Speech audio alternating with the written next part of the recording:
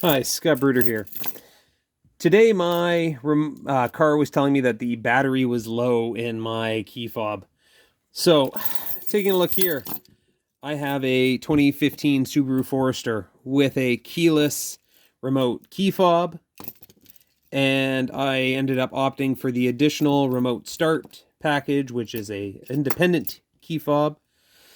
I'm going to take a second here just to level with everybody and ask for your comments down below.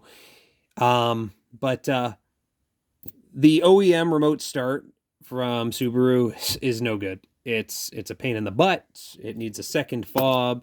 It works for an okay distance, but if you remote start it and then go to your car and unlock the door, the second you open the door, the motor turns off. And my gripe is that I live in Canada, and a lot of the times when I want to use the remote start, it's because it's cold and there's snow. So I remote start, I go unlock the door, I open the back door, and the second I open the back door to get my snow brush, it turns off. So I find myself time and time again opening the driver's door, kind of like stretching in with my foot, pushing on the brake pedal, reaching around and pushing the normal start button, like the start button. This is okay if you are going to remote start far in advance so that the car can warm up, like if you're going to, 5 to 7 minutes before you need to leave. Whereas if you want to remote start your car and a minute or two later you want to open it up and get out your snow brush or your scraper or whatever, um, yeah, there's aftermarkets that integrate so much better. The um, quality of life is definitely there. So because I'm getting the low battery indication from the car, it's probably the transponder inside this, or transmitter, right? Because I don't feel like there's any feedback on this one. So I'm going to pop this open and give the board a clean up, and if need be, replace the battery. Since I'm here, I might as well open up the key fob or the remote start fob as well. I'll check the battery voltage and replace the battery on that. So, first and foremost, this key fob here, it's used by a lot of other vehicles of the same age. I'm pretty sure Toyota and Lexus all have the same one. The FCC ID on this is HYQ14ACX. It's the Denso 14 ACX fob. And let's look at some of the features. It's got a little push button, removable key if you get yourself locked out of the car. That's awesome. This can also double to unlock your ignition. You put it in the little receiver, push hard, and then you can shift gears when there's no power. Okay, so let's take a look inside the fob. So this fob here, it's very straightforward. You normally can just pry it open with a flathead screwdriver. I always, keep a small flathead screwdriver for situations like this. I do want to tell you that the key itself also acts like a really good pry tool. So I'm gonna do that right now just to demonstrate. Put it in, give it a turn, separates the housing, and you can pull it apart. Inside, you've got a bunch of dust and hair and pocket lint. You've got your front jelly buttons, the membrane that keeps the water out. Behind that, you've got the buttons that physically press. None of these actually make any kind of contact at all. All the contact is done by the circuit board because it has physical buttons. You know what I'm going to do? I'm just going to hit this with some compressed air and hopefully get some of that out. Look at that. And I can then either pull this out or flip it over and the unit will fall out. The battery in these, of course, every other key fob out there uses a traditional 2032 dime cell. And that 2032 is, you know, available everywhere. Right? They're inexpensive. They're cheap. The cheap ones are okay. The expensive ones, like, spend money on them. But, you know, if you can get 3 of them for $1 and they last you a year, it just forces you to do maintenance on this more often. So that looks fine. What I'm going to do here is I'm going to pull back on the little tab at the base of the battery. This is going to pop it up. It should pop it up. Might have to push down on the battery. Pull it forward towards the spring. We're going to push in that crevice, push it towards, there we go, and the little tab goes back like I was trying to do and lifts up. So this is a 3-volt battery, so looks nice and shiny and clean in there. Don't need to worry too much about that. This is a 3-volt battery, so let's break out our fancy $5 multimeter and see how many of the 3 volts is there. Red is positive, black is negative.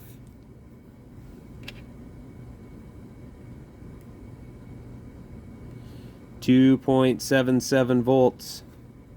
There we go. 2.77. That's kind of low. Let's break out our brand new 1630. Look at that, 1632. That's the special battery. And we'll see how many volts the 1632 has. 1632 should have, in a perfect world, more than 3 volts on it. And how do I get into this? Is it actually a sealed plastic container? Crazy. Fighting, fighting, fighting. You know what I'm going to do? I'm going to cut it open.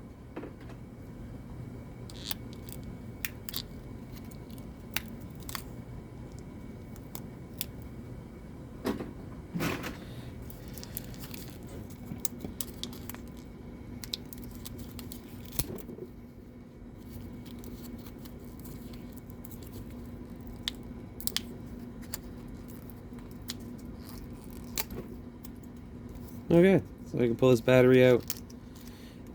The old Duracell battery had 277 volts. This one here has 3.2, 3.3. It's a great brand new battery. This is one of those things you'll get from a brand name battery, whereas, you know, your Chateau or whoever inexpensive brand battery will probably be sitting more like a 3.1. Put the battery in the holder. Done. Gonna take this and blast it out off frame. Same thing with the other side.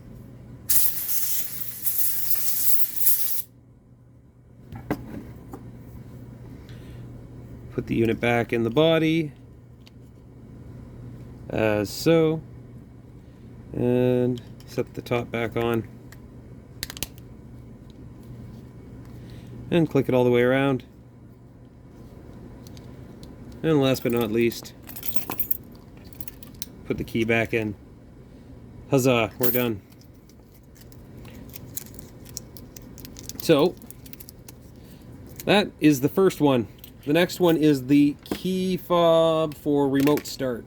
This one here has a little bit more going on. This one here needs, and we'll see if we can zoom in on that, needs a Phillips head screw driver, just a little guy.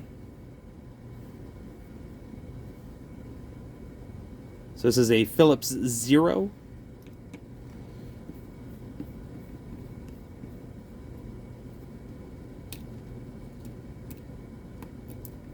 Take the little screw out, don't lose it. This unit here also has a little pry spot in it. Now I don't think I've ever opened this, so this will be fun to do together. Put it in, give it a turn, and then just walk down the edge. Oh, clearly it's never been opened, yet again. Pocket lint.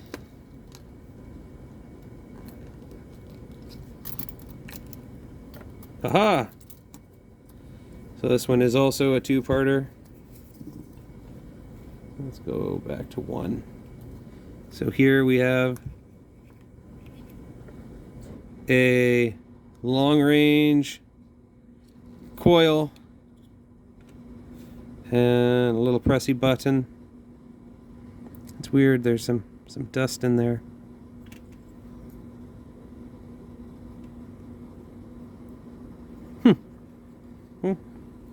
It's not filthy. Give it a quick little blast out. Now this one I don't even need to pull out to test the battery. It's gonna save me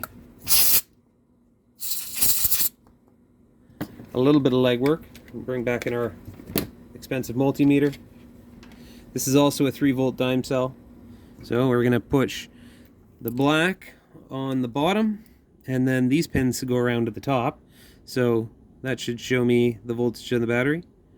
And that one's 2.927. Like, that's still pretty good. Like, let's test to see what the voltage is on a brand new El Cheapo battery, because it might just be worth it to keep a good battery that's a little older than a cheap one. So there's the bottom, there's the top. 3.3 volts. Well, you know what? To save argument, I am going to replace the CR32 that's in here. Indonesia Panasonic with a Chateau off-brand CR2032. That slides back in there. Put that back over top. Push it and we'll make sure it glows green. It does. The trick for this key fob here is, of course, push it twice within 3 seconds. Since we're only pushing it once, I don't need to worry about going out to the car. Sure, everybody here has recorded the audio signal from me pushing the button, and now they're going to come to my neck of the woods and start my car. Now we have the interesting part to try and figure out which side this little clip goes. I have a feeling that the dimples are at the top. So there we go. I'm going to put that here. And then put that there. And snap it back together. Put the screw back in.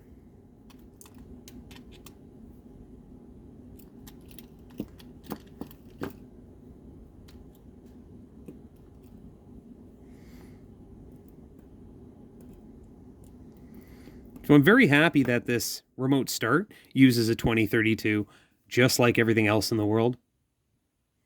And I'm kind of unhappy that the Duracell key fob uses a 1632. I'm pretty sure they cost the same. And then just because I'm further through this video than I thought I'd be, if anyone's wondering what this remote fob is, it is a 4360615. It's got the instructions on the back.